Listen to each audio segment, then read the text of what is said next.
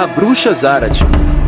A Bruxa Zarate, também conhecida como Dona Zarate, ou Mama Zarate, é uma personagem lendária do folclore costarriquenho, intimamente ligada às tradições dos cantões de Azerri e Escazú.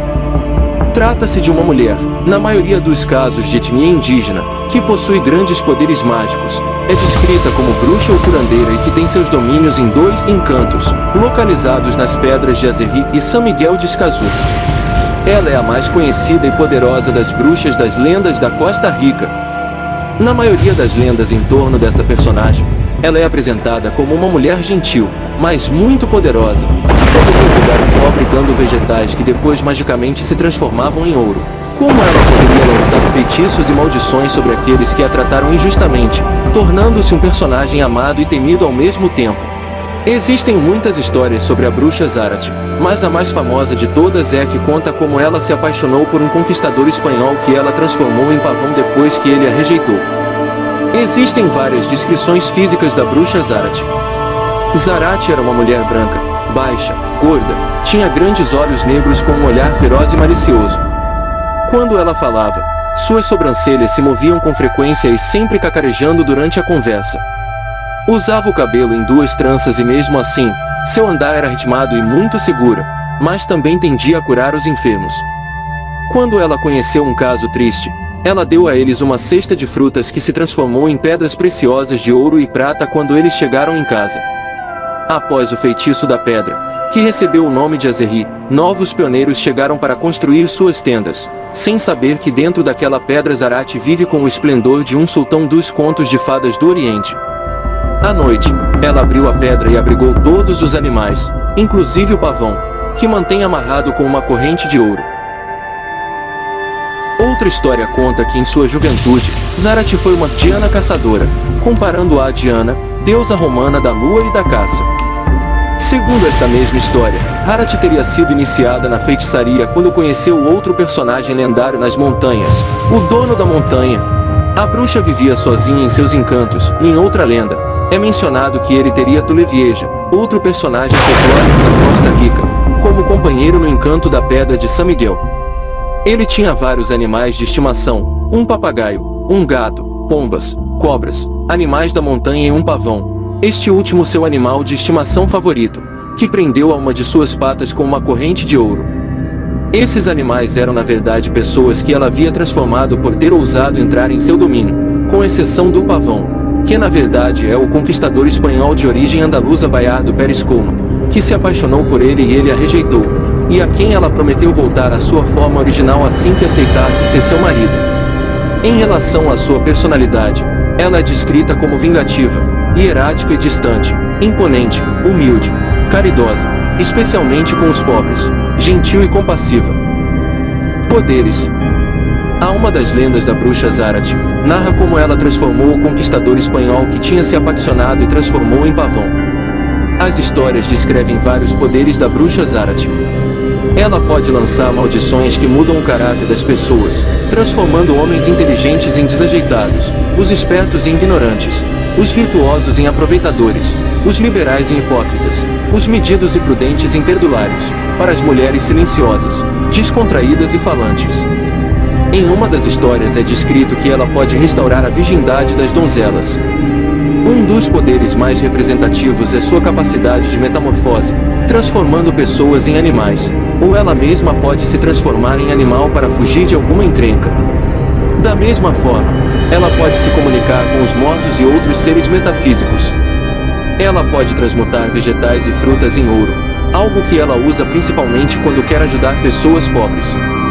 Também pode lançar feitiços para mudar a sorte. Outro de seus poderes era controlar a natureza.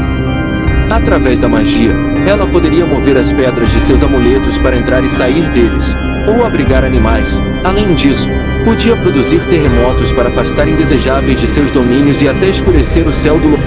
Um de seus destaques é o de curandeira. Ela tem o conhecimento para criar fusões de ervas e destilados que cultiva na floresta ou compra nos mercados da aldeia. Essas misturas lhe permitem distorcer a vontade, pode criar poções de amor, macerar virtudes, semear discórdias, afastar bondades, curar doenças ou lançar o mal-olhado, sobretudo para punir aqueles que se recusaram a pagar-lhe seus serviços. Ela podia prever o sexo de um feto apenas vendo em qual pé a mãe grávida pisava, nunca estando errado. Em uma história, ela é descrita como tendo a capacidade de desaparecer, e em outro, seus poderes permitiam que ela neutralizasse os poderes de outras bruxas. A Pedra de Azerri e a Bruxa Zarate. Era uma vez uma pitoresca cidade, chamada Azerri, localizada a 11 quilômetros ao sul de São José, e governada por um ilustre e belo espanhol, por quem a Bruxa Zarate se apaixonou perdidamente. Ele a desprezou e então ela jurou fazer algo. Dias depois a vila acordou transformada em uma enorme pedra, os habitantes em animais da montanha, e o orgulhoso espanhol Pérez Colma passou a ser o seu pavão. Um dia, um homem chamado Diógenes Olmedo foi visitar a famosa Zarate, para ver se ela lhe dava sorte e fortuna. Depois de caminhar por cerca de 6 horas, chegou à pedra ao entardecer e cansado de contorná-la sem encontrar uma maneira de falar com a bruxa Zarate, decidiu deitar-se na pedra e esperar. Ele esperou tanto que o cansaço dominou e ele adormeceu. Horas depois, estava delirando, olhando para uma árvore ao seu lado, em cujos galhos empoleiravam-se algumas pombas brancas, dizendo-lhe com voz humana: "Se queres falar com o encantador Zarate, bate 3 vezes na pedra e diz as seguintes palavras: procuro em vão o meu ideal." Anos caminhando e sempre de pé, a linda Zarate me escuta e me abre para o amor do pavão. Então os pombos levantaram voo novamente, deixando... Diógenes acordou. Já era meia-noite. Levantando-se deu 3 golpes na pedra e ao mesmo tempo repetiu as palavras que as pombas lhe haviam dito. Nesse momento a pedra se acendeu. Zarate apareceu com um chale vermelho cruzado sobre os ombros, um cigarro aceso na mão e o outro segurando um lindo pavão em uma corrente. Ele gentilmente se dirigiu ao pobre homem que tremia de medo, dizendo: "E quanto a mim, bom homem? Como posso te agradar?" Diógenes, tomando coragem, aproximou-se, curvou-se para cumprimentá-la e então contou-lhe sua triste história, sua viuvez, seus filhos doentes e famintos. A bruxa Zarate, como se ela se lembrasse de algo, e pensativamente perguntou a ele: há quanto tempo sua esposa morreu e qual era o nome dela? O pobre respondeu: ela não morreu. 2 anos atrás ela e alguns amigos saíram para se banhar em um rio nas montanhas. Nunca mais ouvi falar dela ou de seus amigos. Eles desapareceram misteriosamente. Seu nome era Lupita Olmedo. Lazarate moveu as sobrancelhas, aspirou a fumaça do cigarro e com uma gargalhada esfriou o sangue do pobre homem e disse-lhe: comovida por seu amargo sofrimento e porque você me pediu o amor de meu pássaro favorito, o pavão, eu vou te dar o que você precisa. Eles subiram a montanha por 1 hora e finalmente chegaram a uma planície onde uma bela lagoa cercada por bambus, toranjas e limões emergia daquele lindo lugar.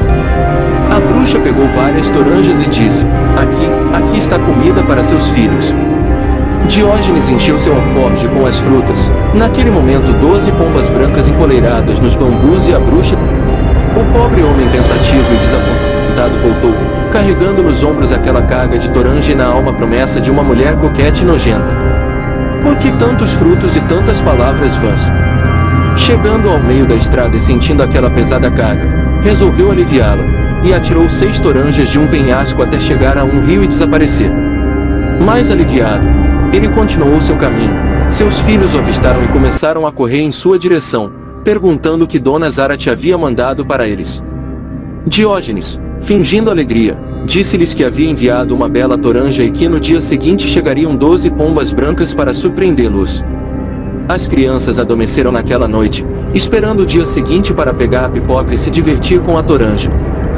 No dia seguinte as toranjas amanheceram transformadas em ouro puro, e depois Diógenes e as crianças perceberam os latidos dos cachorros e os passos dos cavalos. Qual seria a surpresa ao ver o retorno dos 12 caminhantes que uma manhã, alegremente foram para a montanha e não voltaram. Lupita Olmedo veio galopando à frente para abraçar os filhos e o marido inconsolável. E contaram que a bruxa Zarate, ao vê-los banhando-se no rio, teve a ideia de transformá-los em pombas brancas e que assim formariam sua corte de honra. Quanto ao pavão, ela lhe prometeu que assim que ele consentir em ser seu marido, ela o devolverá à sua forma original, mas o honrado espanhol preservará sua linhagem. É preciso resignar-se a ser um pavão prisioneiro. A principal lenda sobre Zarate conta que a cidade original de Azerri foi localizada durante a era colonial no local hoje ocupado pela Pedra Azerri. Em uma caverna sob aquela pedra vivia Zarate, que se apaixonou por um conquistador espanhol. Ele a rejeitou e, por despeito, ela transformou a vila em pedra, os habitantes em animais e o conquistador em um pavão, que ela sempre mantém amarrado ao lado com uma corrente de ouro. Com o passar do tempo, começaram a circular rumores de como Zarat, quando lhe pediam ajuda para problemas econômicos, dava alguns vegetais com a instrução de não olhar para eles no caminho. Ao chegar na casa, a beneficiária constatou que eram totalmente feitas de ouro. A origem da lenda da bruxa Zarat é colonial, mas inclui muitos elementos indígenas, como o gosto de Zarat pelo tabaco, que está relacionado ao uso ritual que os xamãs aborígenes pré-colombianos faziam dessa substância, que os distinguia como indivíduos, poderoso dentro da sociedade indígena.